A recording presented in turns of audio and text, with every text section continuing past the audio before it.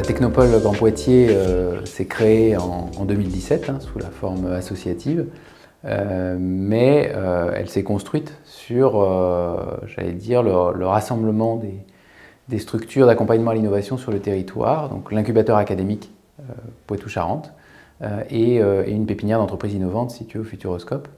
Donc on a pu, malgré le jeune âge de la structure, capitaliser une expérience au long cours, puisque l'incubateur académique, lui, a été créé dans les années 2000. Pour des projets à composante académique, on est généralement sur une convention de 12, plus souvent 24 mois, prolongeable 12 mois. Donc là aussi, je dirais un référentiel classique pour les incubateurs. On travaille généralement sur un accompagnement 360 degrés avec une très forte composante attachée à l'accompagnement individuel en régie. Encore une fois, on a plutôt la chance d'avoir des compétences de haut niveau dans l'équipe, ce qui permet de ne recourir que de façon très ciblée à des prestations externalisées.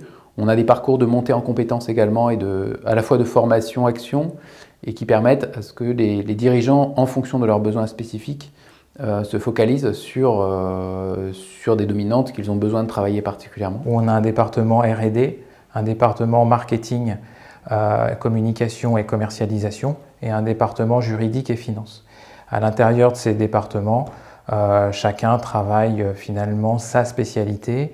On a deux grands types de porteurs de projets, ceux qui sont issus des laboratoires de recherche et ceux qui sont issus notamment du monde de l'industrie. Chaque projet a un référent dédié. Donc si la problématique est plutôt financière, je vais prendre en charge le lead de ce projet-là. Toutefois, si j'ai des questions sur le programme de R&D ou si je dois challenger l'état de l'art ou bien même le cahier des charges, je vais demander à Inès de faire cette fonction-là. Mais je resterai lead sur l'accompagnement du projet. La Technopole, à ce titre, en fait, nous aide à rentrer en relation avec des gens qui ont des compétences ou des expertises en fait, que l'on ne possède pas.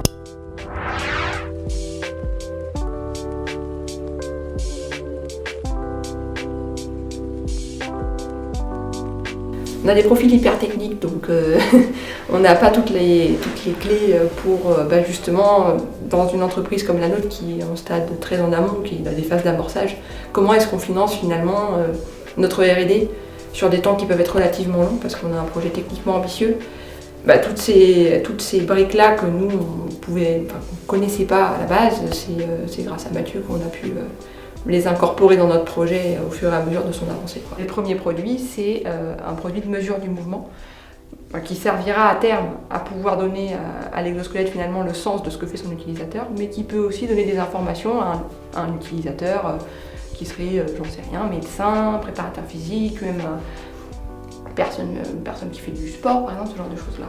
Et donc là, on est en plein dans le développement de ce premier produit. La dernière étape, le but final, c'est l'exosquelette qui est autonome, avec lequel on peut aller se promener et qui va assister les gens qui ont des difficultés de mobilité dans leur quotidien. Tout ce qui relève de nos services d'accompagnement sont généralistes et ne sont pas distingués selon les filières d'appartenance des projets. La forme associative que nous avons permet également à ce que la plupart de nos partenaires métiers sont soit nos membres adhérents, soit des partenaires directs de premier rang.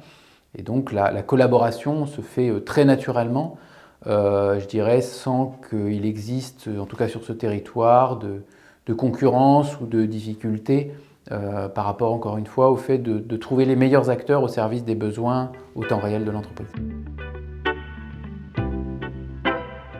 Lorsqu'on s'est présenté à l'incubateur, qu'on a réussi à entrer suite au comité et démarrer l'accompagnement, le gros enjeu, ça a été de structurer le projet.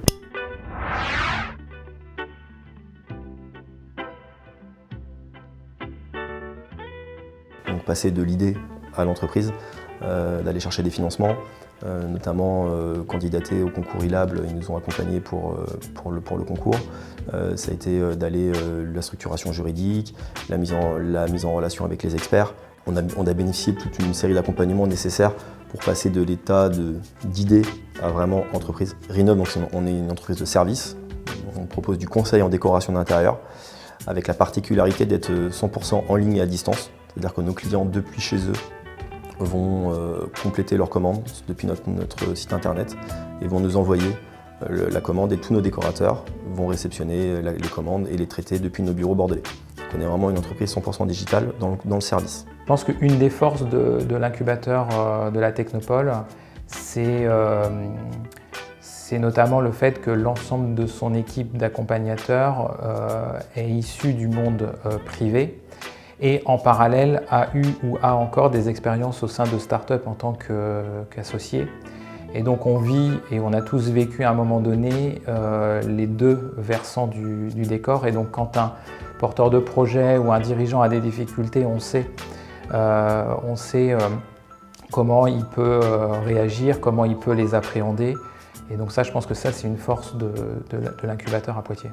On a vraiment essayé de conserver l'esprit haute couture et très sur mesure qui fait la réussite généralement des incubateurs académiques de bon niveau, tout en construisant des programmes et des process qui garantissent à la fois une équité, j'allais dire, de traitement à l'égard des différents projets et une capacité d'adaptation à l'écosystème en fonction vraiment des spécificités des besoins.